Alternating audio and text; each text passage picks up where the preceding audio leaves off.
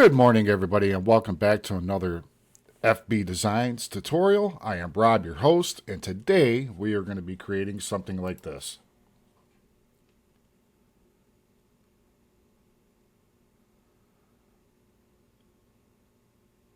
This should be real fun and simple and relatively quick to do. I'm going to try to keep this under, 20 minutes or so. So let's get started. Let's open up After Effects. We are going to create a new composition. We will name it Main, just to keep it simple and organized. 1920 by 1080 is fine. 29.97 for your frame rate is perfect. 15 seconds is good. Let's click OK. Black background is fine. We're going to end up doing something with that anyway. Speaking of that, let's go right to that. Let's create a background. We will name it BG for background. We will make it comp size. We'll click OK. And for the preview, what I did was something like added a 4-color gradient. There she is, 4-color gradient. Just drop her right on. Oops. Let me hit the caps lock there. And basically what I did was I just went to a nice blue. Let's see. This one here. Oops. This one here we will turn black. This one here we will turn black.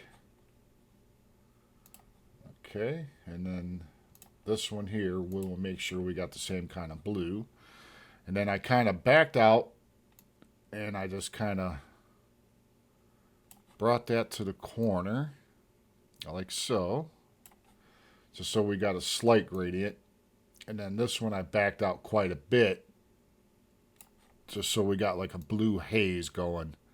Now, of course, you can create whatever colors you want. You can create different ramps. There's various different things you could do with this. But just to keep it simple for this tutorial, this is what I decided to do. Okay, now, next, let's right-click, go to New Solid. And we will name this Plexus. If you want Plexus, I believe you can get a trial version of it for a week or two. I'll be sure to leave a link in the description. I know some people complain about, oh, you're using a plugin and this, that, and the other thing. But really, if you plan on taking After Effects, creating motion graphics or video effects seriously, these are plugins you're definitely going to want to look into at some point. You will notice as I'm going through tutorials, I have a lot of plugins. Thank you to my boss for that. But there's a reason why. It's money worth. It was money well spent, I could tell you that. Okay, so we named it Plexus. We'll leave it above the background just like it is here. Next, we will go over here and type out Plexus. Oops. With the S, not a Z. And we will drag that on. Okay, so now when you open up Plexus, it starts out relatively simple, I guess you would say. It just gives you a points renderer, and it gives you just general things for export and depth of field and whatnot. So these here we're not going to worry about right at the moment. What we do want to do is we want to add geometry. Now for some of you, depending on the version of Plexus you have, you may not see this window right here, this Plexus object panel. It may already be up here in this list, so you'll have 3 things here instead of 2.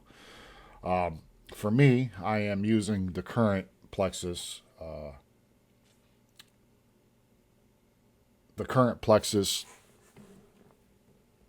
install, so that's why you're seeing it there. All right, so there we go. We got a nice little box going on here, and what we want to do is change this from cube to sphere. All right, now to get a better idea of what's going on here, let's create a new camera, make it 2 node, 35 millimeters fine. then you could go up here or click C, get to your camera controls, and we're gonna just kind of like spin this so you can get a better idea of what's going on here. And as you can see, it's in 3D space. All right, so we got that set up. Let's go back into our Plexus. And what we want to do now is, okay. Oops, let's make this a little bit better here. All right, so Plexus. Okay. Sorry about this. I'm not exactly up to par with Plexus.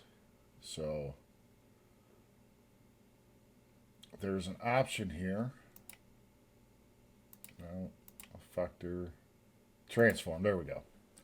Okay, under transform, we want to go down. We want to uncheck the uniform scale, because what we want to do is we want to scale just in the Z scale, just like that. And by doing that, if we take our camera, we can spin this around, and now, as you can see, we got a cylinder, which is what we're going to use. Let's get it centered there a little bit. There we go. We'll zoom in, and there we go. This is the beginning of our background that you've seen in the original. So, with that being done, we can go ahead and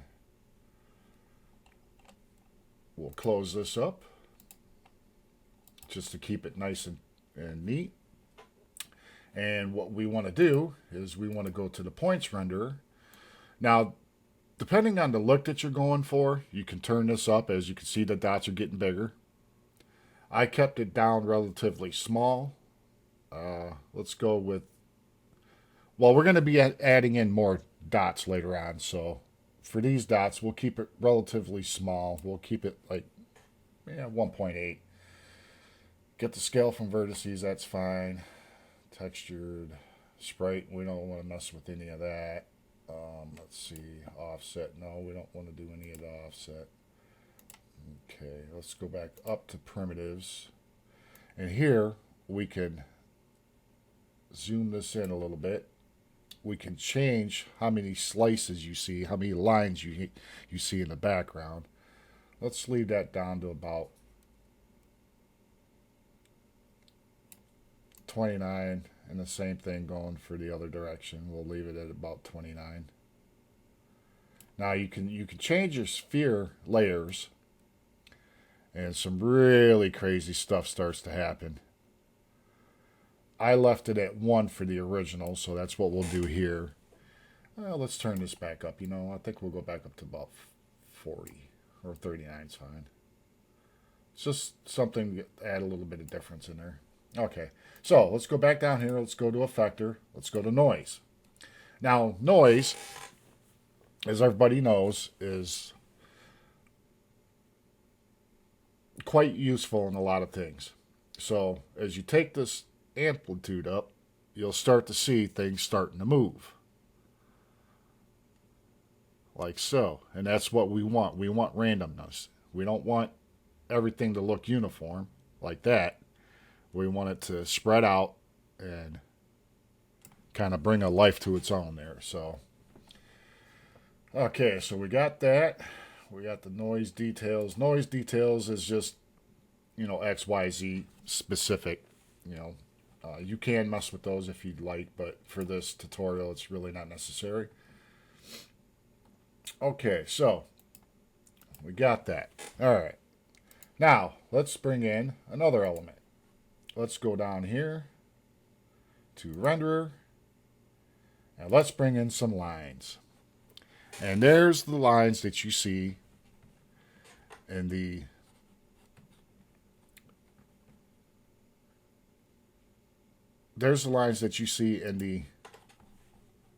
final render. Okay, so what I did do was I changed the opacity. The thickness over distance is something you're going to want to change. And I just went with this one, and as you could tell, you could see how it fades differently down here versus up here. And this one here, opacity over distance, we'll leave it like that. We'll leave it at smooth. So that way, when you take your camera and you fly through, here, let's undo that. So when you take your camera and fly through, things will start popping up once you get closer to them. All right, so we got that. Let's continue on, shall we? Okay, the next thing. Let's see, render facets. I did add some facets in there, just to fill in the, give it some depth and a little bit of a little bit more to look at. You could change your maximum distance. See, the higher we take this, you're going to see him close up. I kept it lower, so that way as we're flying through the scene, we have some facets to look at as we're going. Okay, moving on. So we got our facets, we got our lines. Now, what we can do is we can go into these points renderer, the points renderer, the lines renderer, and the facets renderer, and we uncheck this color here, and then we can pick our own color.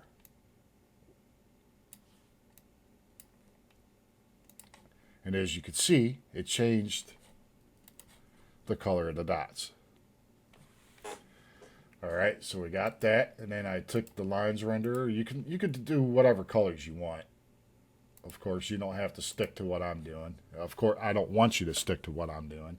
I want you to be creative in what you're doing, and try not to saturate it too much, especially depending on what background colors are, so that way you can tell the difference between the lines and the points and the facets and whatnot. Okay, and now let's go to the facets, and let's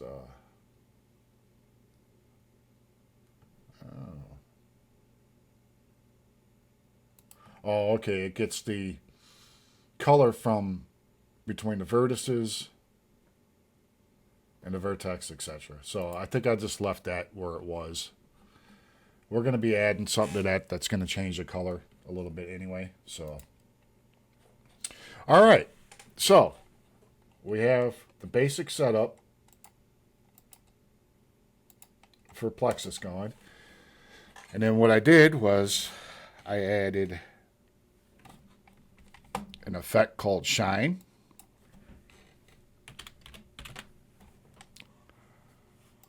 Again, this is another plugin that does cost money from Red Giant Trap Code.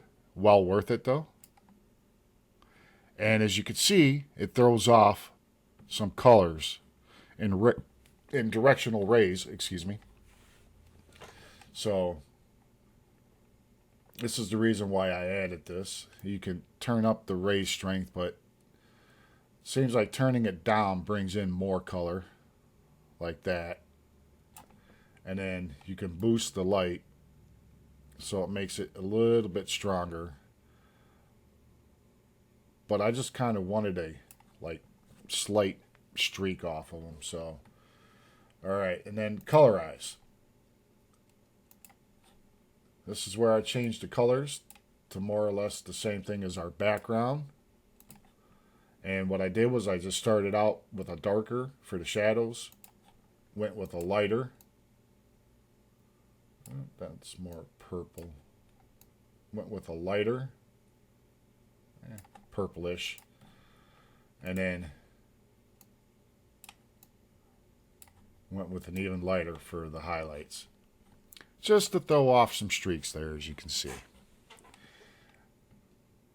There's other plugins that you can use to do the same thing. There's some glow plugins that you can use that'll produce the same things, the same sort of effect. So all you got to do is just do a quick Google search and you'll find other alternatives other than using a paid plugin for this. Okay, now the next thing is we want a little bit of glow. So now you're going to see I have a vast number of glows. But in this case, I decided that the best thing would probably be use the glow that all of you should have with After Effects. Now, I can't say that it will produce the same results that I had in the original, but you can do some pretty awesome things just with this. So let's take a look. I don't quite want to blow it out that much, so we'll stick to there. Let's see. We'll give it a little bit of glow radius. That's looking pretty good.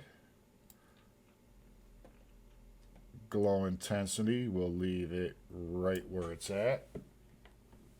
All right. Of course, you can mess with a lot of these colors. Like, let's see. Let's try messing with this. And there we go. It just kind of gave it the same hue, but I kind of want to leave this one white. It kind of looked a little bit better, I think. Now, what I'm noticing is these facets, I don't know, are a little bit too... Let's bring these down a little bit.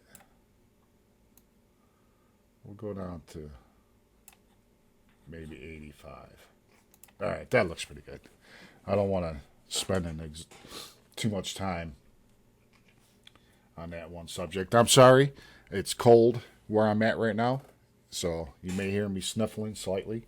I don't have a cold. It's just, it's a little chilly in the house. All right, so we got that taken care of. Now, the next thing I want to do is I want to create another solid background. And we are going to name this one short for vignette. We're going to make it black. We'll keep it on top for right now. And then we're going to go over here to your rectangle tool. We're going to change it to ellipse tool. And then we're going to double click it. And what that just did was create a mask on that layer. But we want to subtract that. We want the black on the outside to create the vignette. Go into your mask, go into feather, and let's start feathering this a little bit. Now, as you can see, as we turn this feather up, more of the outside here starts to come through, which is what we want. We don't want it a hard line like that. We want it to where it comes through just barely, but yet gives you an area of focus pretty much central to the shot. So, all right, and that's how you create the vignette. Keep the vignette on top of everything else. Well, at least on top of your Plexus. Now, for the dots, we're going to create more dots, which Control D to give us another copy. We're going to shut down all of this for right now. Whoa. We're going to shut this down for a minute. Okay, the glow I don't want, so we can delete that. Just highlight it and hit delete on your keyboard. The shine, we don't want that. We can delete that.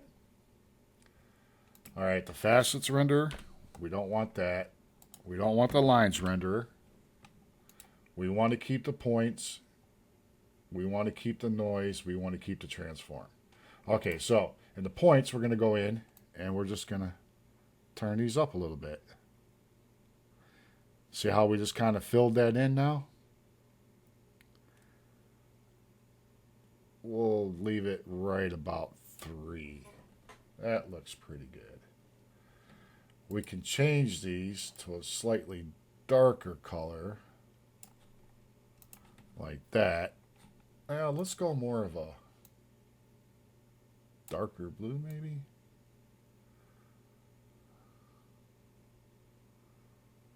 Yeah, that's, I don't know. That, no. There we go. We'll stick with something like that. All right. And then the noise effector, we could take this and you can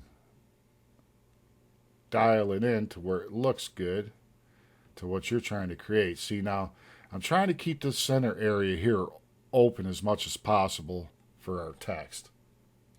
So that's why I'm not squeezing it in like that, but rather keeping the bigger dots towards the outside of it as much as possible. And these along here will look great when we kick in the depth of field. All right, so we got that taken care of. All right, now what we want to do is we want to create a null object.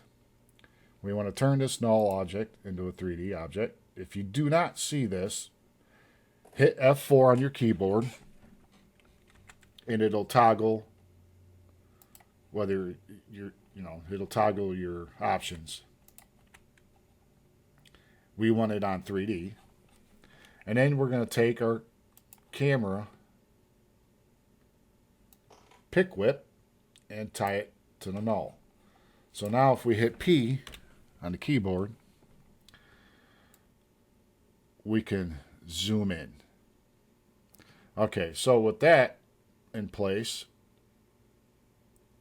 what we'll do is we'll find an interesting place to, like, say right there. We'll keyframe this here. We'll go to the end of our composition, and then we are going to zoom in to right about there. So now, if we play this back, now remember, I have it at 1/3. So from time to time, you're going to want to go to full, especially when you're in Plexus and you're messing with the glow. I'm sorry I forgot to mention that, but every once in a while you're going to want to change your resolution into full, especially when you're doing something like messing with glow, so you can get the full. You'll be able to see the full effect. I just wanted to mention that real quick, and I turn it on once in a while and just kind of randomly go through the composition to see how we're looking, and then if everything's looking good. See, like I'm liking that streak there.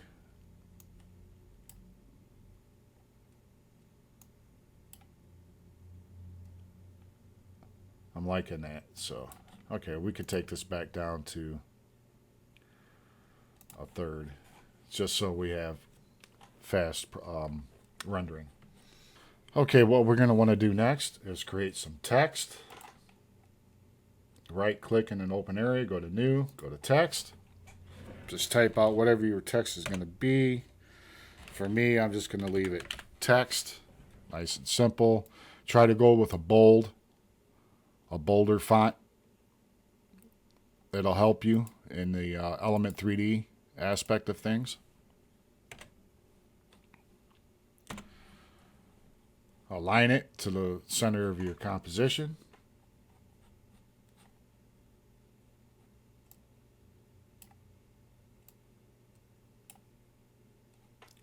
We want it under the vignette. Okay, there we go. Now we need to take our camera controls, kind of back out of this a little bit to where it fills up our scene, just like so. And now what you got, oh, and if you don't see this option, hit F4 on your keyboard to bring up these options. I have a toggle switches modes down at the bottom. For some reason, everybody doesn't have that. So I can just switch mine from down there, but F4 will also do it. All right, so there you go. So now the camera, or the null and the camera, are all tied into the text. It's moving in and out with your camera movement, and that's exactly what you want. All right, so next what we want to do is we want to create a new solid. We're going to name this Saber text. Make it the same size as the comp. The background doesn't matter. Click OK. We will drag this down below the vignette and above the text. We will go over here, type in Saber, drag that over to the Saber text composition, and you end up with a lightsaber. Sort of. Okay, so what we want to do here is change a couple of things. We want to go to Customize Core. We want to change it to Text Layer. We want to show it which text layer to use. Of course, we want to cut that down a little bit just so we can see the outline. We're going to change this anyway to Energy. Wait, is that the one? Or was it Electric? I think it was Electric that I used.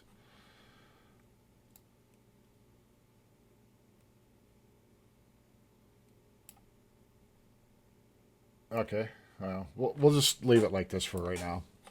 All right, then go down here, toggle your switches so you can see your blending modes. We're going to take this to screen.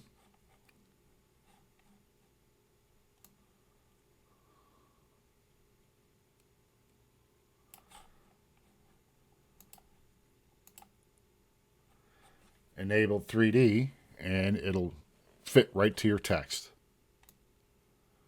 And it'll move with your text. Just like so. All right.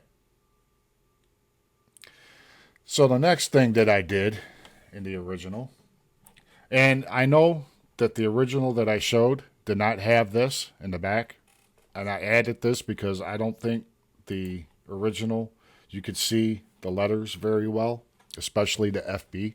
So this is why I changed this design, and you will see in the final composition exactly why. So let's go back.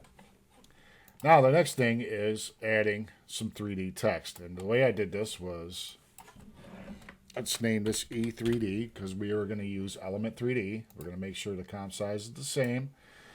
We're going to take this, we are going to drag it down above our Saber layer.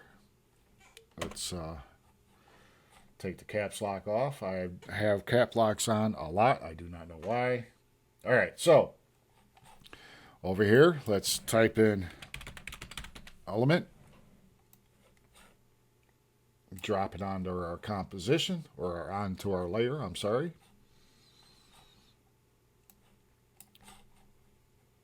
Let's go into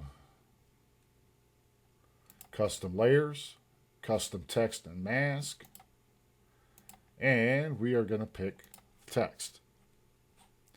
Okay, we're going to go into Scene Setup, and we are going to hit Extrude. And there you go. You got extruded 3D text. Just that simple. But it looks horribly plain. So let's take care of this. If you have Element 3D, then you should have these same presets. I'm not going to change the presets. I'm just going to drop something simple on there. And I think the one that I used was Outline Black. And there you go. It just gives us like a black edge, a more reflective front. And there you go, folks. Now, if we were to take a light, let's just create a quick light right here. Yeah. Let's make it something that will really stand out into this, in this composition. And there you go. See how it turned the Saber behind it red.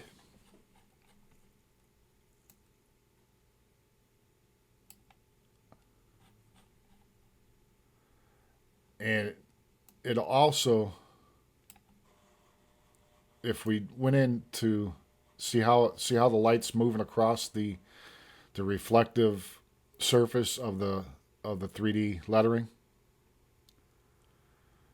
you could change all this inside of Element 3D. Element 3D is huge.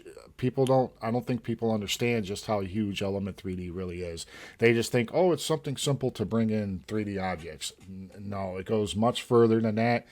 The things that you could do with the textures and whatnot is incredible. I highly recommend that you go check out Andrew Kramer and his products. They are top notch and well worth the money that I have spent on them. It'll save you a huge amount of time. So again, I cannot, I'm not getting paid by these companies. So, but yeah, so adding lights, will change the feel of your composition if you want to go that route. And as you can see, this will track. And because of the Saber, we now have movement behind our text that helps it highlight.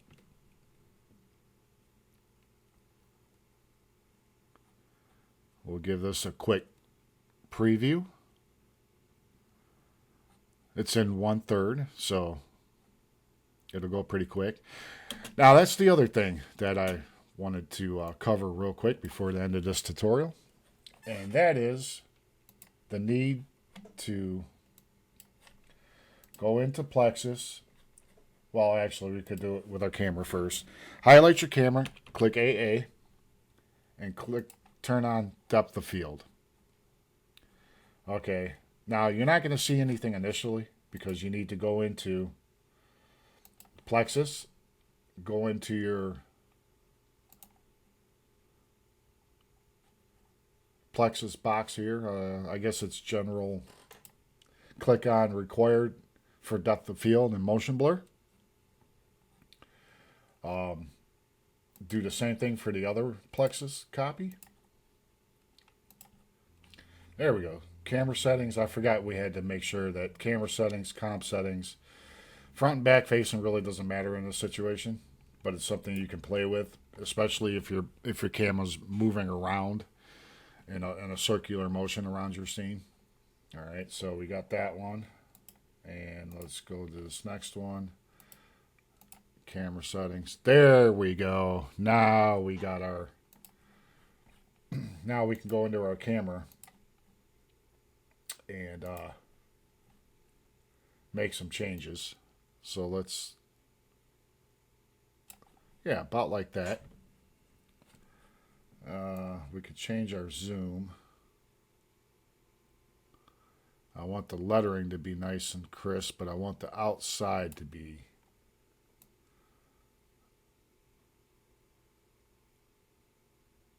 No, not that much. Let's see, where are we at? Okay, 3. Let's turn down this. So there's our first shot. There's our second.